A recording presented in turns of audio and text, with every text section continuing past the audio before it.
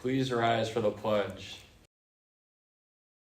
I pledge allegiance to the flag of the United States of America and to the republic for which it stands, one nation, under God, indivisible, with liberty and justice for all.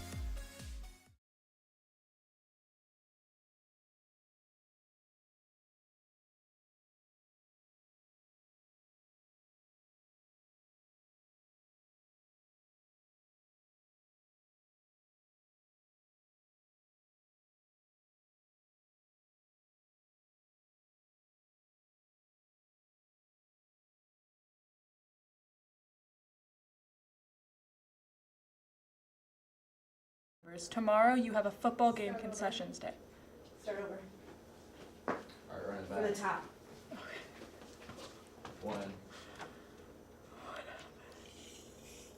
When do we start? All right. The Good. audio isn't on, so just there. Good morning, Tigers. It's Thursday, September 12th, and today is a 5th hour flex day. Let's start off with sports. Girls tennis travels to Viroqua this afternoon. Boys soccer heads to Watoma for a 4:30 game. Good luck to those competing. Moving on, we have a few announcements for FFA members.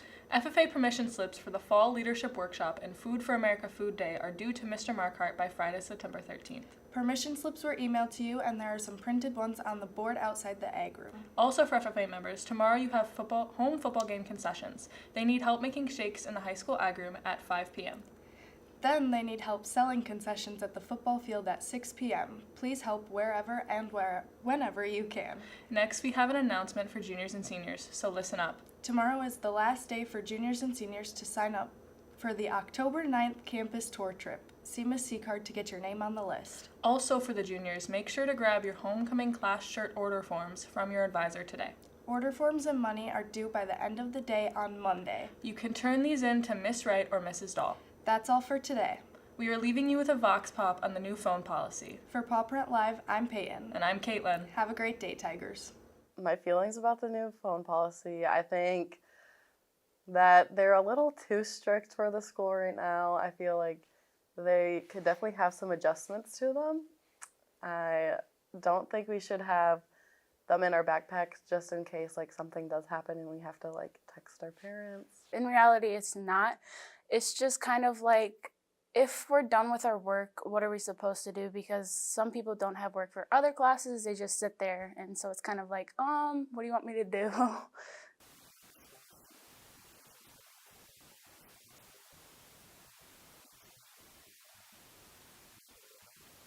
I do wish that we could like not have to keep it in our backpack, like instead in our pocket would even be good, but I don't really mind it. I've noticed a lot better student-teacher relationships in the classroom now that students don't have their faces glued to their phones all day long, all class long. I do think it's a better learning environment, but I feel like there is no difference if my phone is in my backpack compared to like my back pocket or on the table. There's not a lot of distractions. It's kind of just like you're sitting there and you're more quiet, but you don't have like a break. You're just kind of like sitting there. I mean, you can read a book and draw, but that's kind of just like you're there. People aren't on their phone constantly. Like even last year when we were allowed to have them during non-instructional time, they were still out and they were still like a distraction. And this year they're not a distraction.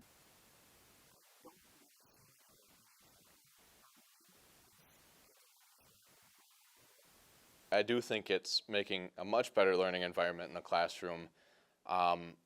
Going back onto that student-teacher relationship, that's a huge deal in a classroom for educational purposes.